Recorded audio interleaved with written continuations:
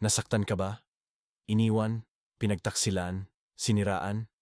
Mahirap magpatawad. Pero binigyan tayo ng Diyos ng sagot kung paano magpalaya. Ephesians 4:32. Magpakabait kayo sa isa't isa, mahabagin, at magpatawaran kayo gaya ng pagpapatawad sa inyo ng Diyos sa pamamagitan ni Kristo. Simple pero mabigat. Magpatawad.